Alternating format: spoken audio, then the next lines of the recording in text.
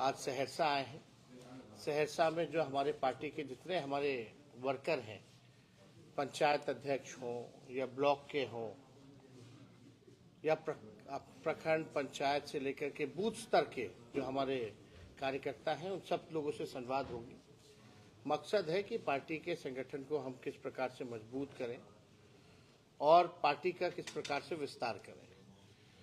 और कई खामियां जो होती हैं, कई समस्याएं जो होती हैं, ज़मीनी स्तर पे जो जुड़े हुए कार्यकर्ता जो रहते हैं उनको पता होता है। इसलिए अलग अलग पंचायत, अलग अलग ब्लॉक, विधानसभा वाइज जो समस्याएं हैं उसका भी हम लोगों को पता चलता है कि क्या उस प्रखंड में क्या समस्याएं हैं। तो ये कार्यक्रम जो है पूरे बिहार में होना है। इसी के तहत जो है आज हम लोग जो है सुपौल से हम लोगों की शुरुआत हुई थी चौथे चरण की, और आज सहरसा पहुंचे हैं। कल मधेपुरा में कार्यक्रम होना है और उसके आगे भी बाकी के जो जिले हैं सीमांचल और कोसी के, वहाँ कार्यक्रम होगा। और आप सब लोगों ने देखा होगा कि इस कार्यक्रम से जो हमको जो फीडबैक जो मिल रहा है, जो लोग फीडबैक दे रहे हैं, उसी के आधार पर हम लोग भी निर्णय ले रहे हैं। जो समस्याएं हैं उसको किस प्रकार से हम लोग दूर करें। इन्हीं कार्यकर्ताओं के फीडबैक के तहत जो गांवों में, ग्रामीणों में जो लोग रहते हैं, उनकी क्या समस्या है उसका उजागर होता है।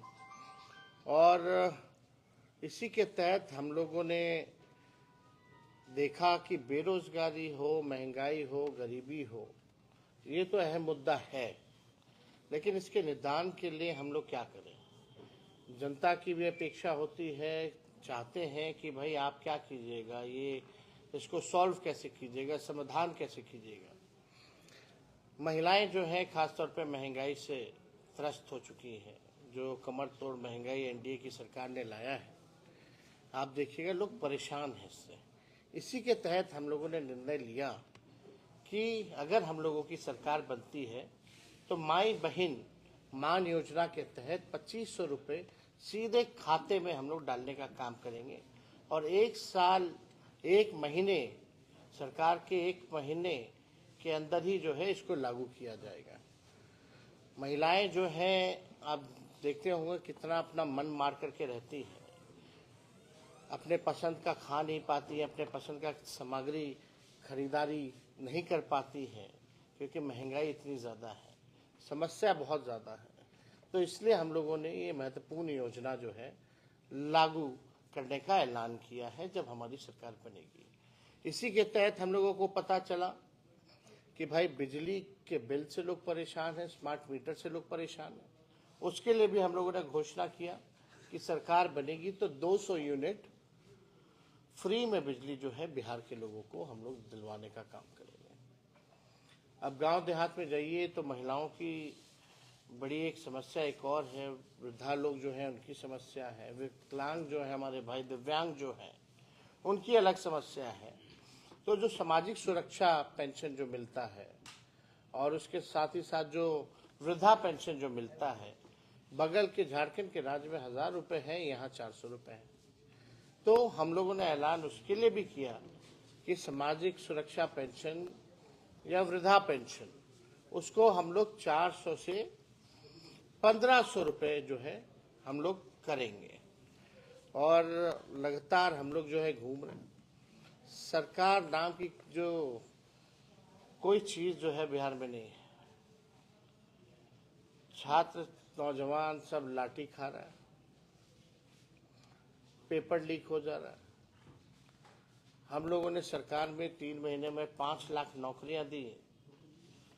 तो नीतीश कुमार जी उस समय कहते थे 20 में कि असंभव है नौकरी देना, लेकिन जब 17 महीने हम लोग सरकार में आए तो उसी को हम लोग असंभव को संभव करने का काम किया।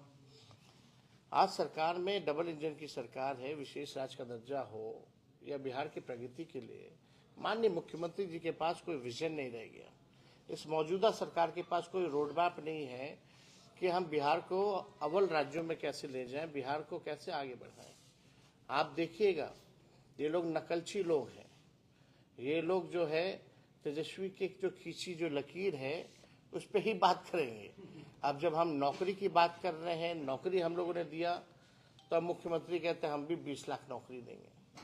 ठीक है, अच्छी बात है, लेकिन आप तो वही काम कर रहे जो तेजस्वी कह रहा था पहले, जो किया है।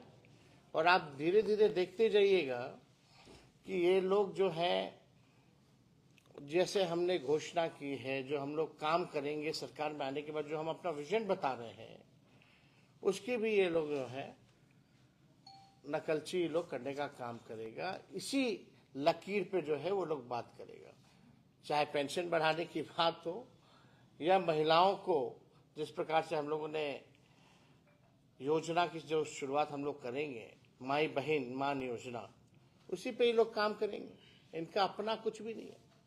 आप देखो, बिहार सरकार के सारे मंत्री जो है, हम यात्रा पे निकले तब जदयू के लोग यात्रा पे निकल रहे हैं।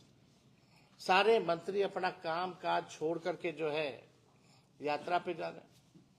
और यात्रा पे क्या जा रहे हैं, किसी का सुन थोड़ी ना कार्यकर्ताओं का। हम लोग तो सुन रहे हैं, संवाद कर रहे हैं, वो लोग भाषण देकर के चले जाते हैं, ना कोई भीड़ है। तो ये पूरी तरीके से ये लोग केवल जो है, जैसे कदाचार मुक्त परीक्षा बिहार में नहीं हो सकता इनके रहते हुए, जिस प्रकार से पेपर लीक के बिना कोई परीक्षा नहीं होती, उसी हिसाब से ये लोग हम लोगों का कॉपी करने में लगे हुए हैं ये सरकार। तो हम लोग तो अभी और भी अध्ययन कर रहे हैं, छात्रवृत्ति को लेकर के जो है हम लोग अध्ययन कर रहे हैं। हम लोग जो है बेरोजगारी भत्ता को लेकर के भी हम लोग जो है अध्ययन कर रहे हैं कि किस प्रकार से जो है लोगों को हम लोग राहत दिलाने का काम करें। आप देखिएगा कि अभी शायद माननीय मुख्यमंत्री जी को निकलना था, निकल पाए या नहीं निकले हमको नहीं पता, लेकिन कल से शायद निकलना था। उसके लिए माननीय मुख्यमंत्री जी को अपने ही जनता से संवाद करने के लिए 2 अरब 25 करोड़ 78 लाख रुपए खर्च करने हैं 15 दिन में। आप बताओ, कौन ऐसा मुख्यमंत्री है जो अपने ही जनता से मिलने के लिए, बात करने के लिए उसको जरूरत है 2 अरब की, 25 करोड़ 78 लाख की। इतना खर्चीले मुख्यमंत्री है।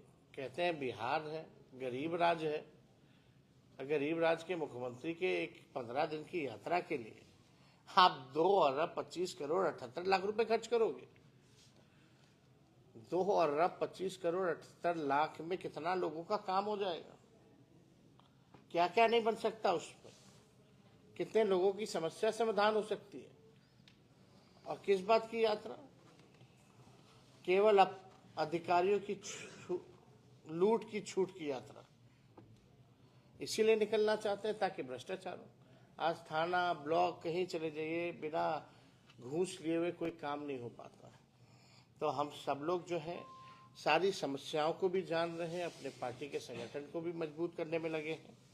और मुझे पूरा विश्वास है कि बिहार की जनता जो है हम लोगों को आशीर्वाद देगी, एक मौका देगी, ताकि बिहार को हम लोग अव्वल राज्यों में ले जाएं। और कोई सवाल अगर आप लोगों का होगा तो आप लोग पूछ सकते हैं। सर, कल संसद में 1 नेशन 1 इलेक्शन बिल पास हो सकता है, क्या कहेंगे इसके लिए? बिहार में पहले एक फेज में तो चुनाव करा लें। जो इलेक्शन कमीशन बाय इलेक्शन जो है वो एक फेज में एक दिन नहीं करा सकता, तो ये बेकार की बात है। आप लोगों ने भी देखा कि यूपी का डेट बदल दिया गया था बाय इलेक्शन का। तो ये देखिए, कहा जा रहा है कि भाई बड़ा खर्च होता है, ये होता है। आप मोदी जी खर्च की चिंता कर रहे हैं? 11 साल में आपने विज्ञापन में कितने हजारों करोड़ लाखों करोड़ रुपए खर्च किए, ये जरा बताओ। पहले वहां तो ठीक करे, कितना विज्ञापन में खर्च किया है सरकार ने, काम क्या किया है देश के लिए, केवल विज्ञापन की सरकार है, कागजों पे सीमित है। मेन मुद्दे जो है उससे डाइवर्ट करने का प्रयास करते हैं ये लोग। बेरोजगारी पे प्रधानमंत्री तो नहीं बोलते हैं, गरीबी पे तो नहीं बोलते, किसानों के बारे में नहीं बोल रहे, तो बोलते तो आय दुगुना कर देंगे। कहाँ है प्रधानमंत्री जी? जब बिहार में अभी बाढ़ आया था तो कहाँ पैकेज दिया? कितना का पैकेज दिया? जरा हमको कोई बता तो दे। वोट चाहिए, यहाँ राज कर रहे हैं बिहार के लोगों के वोट के बदौलत, और बिहार को विशेष राज्य का दर्जा देने से मना करते हैं। तो इसलिए ये इन सब मुद्दा जो है चलने वाला नहीं है, जनता जो है पूरा हिसाब लेगी। तेजस्वी जी, जिस तरह से इंडिया गठबंधन का आप लोगों ने निर्माण करवाया था, अब उसी में रार मचा हुआ है, तकरार हो रही है। उमर फारूक ने भी आरोप लगाया है, या कांग्रेस पर एक आरोप लगाया है कि ईवीएम पे जो बवाल मचा है सच्चाई स्वीकार करें। आप जीतते हैं तो ईवीएम अच्छा, आप हारते हैं तो हमने देखिए, हमने उनके बयान को सुना नहीं है। जब तक हम उनके बयान को सुन नहीं लेते तब तक इस पे कोई टिप्पणी हम नहीं दे सकते। लेकिन उन लोग तो मिलकर के सरकार चला रहे हैं भाई, वहाँ तो रार किस बात की है? इंडिया गठबंधन में खुद नेतृत्व को लेकर सवाल उठने लगा है, आपस में संघर्ष किया है, क्या कहेंगे? बिहार में बीजेपी का नेतृत्व कौन कर रहा है? यहाँ रार नहीं, आपको नहीं दिख रहा बिहार, आपको वहीं दिख रहा है। तेजस्वी जी, जिस तरह से आपने घोषणा किया है मान योजना का, पैसा कहाँ से आएगा? वाह, असंभव है ना? यही बोला जाता था। कहाँ से हम दे दिए 5 लाख नौकरी और 3 लाख प्रक्रियाधीन जो बीपीएससी में अभी परीक्षा चल रहा है, जरा बताइए तो। पैसा है नहीं। अरे इच्छा शक्ति होनी चाहिए, कोई कार्य मुश्किल थोड़ी है। मुख्यमंत्री यात्रा पर निकल रहे 2 अरब, आप नहीं पूछे कहाँ से पैसा आ रहा है? 15 दिन में खर्च कीजिएगा 2 अरब 25 करोड़ 78 लाख रुपया। अरे भाई, हम लोग कोई भी बात करते हैं तो तेजस्वी की उम्र कच्ची है, लेकिन तेजस्वी की जुबान कच्ची नहीं है। हम लोग अध्ययन करते हैं साइंटिफिक तौर पे, जो प्रैक्टिकल है, जो इम्प्लीमेंटेशन जिसका हो सकता है, वही बात हम लोग कर रहे हैं। उसमें अलग क्या है? सर, आगामी विधानसभा चुनाव से पहले जो कांग्रेस ने सीट शेयरिंग को लेकर सवाल उठाया, और कांग्रेस के अभी कोई देखो भाई, अभी 70 सीटें, अरे भाई अभी कोई ऑफिशियल चर्चा इस पे हुई नहीं है। अब कौन क्या बोलता है उससे क्या मतलब है भाई? आप लोग तो किसी को भी नेता बना देते हैं, जिसको हम भी नहीं पहचानते हैं, ना कोई पहचानता है बिहार के राजनीति में। उसकी बात को आप लोग ला करके सवाल पूछ रहे हो, जिसका खुद तय नहीं कर सकता। Who is the decision maker in Congress? जो डिसीजन मेकर है उसकी बात होनी चाहिए ना। चलिए।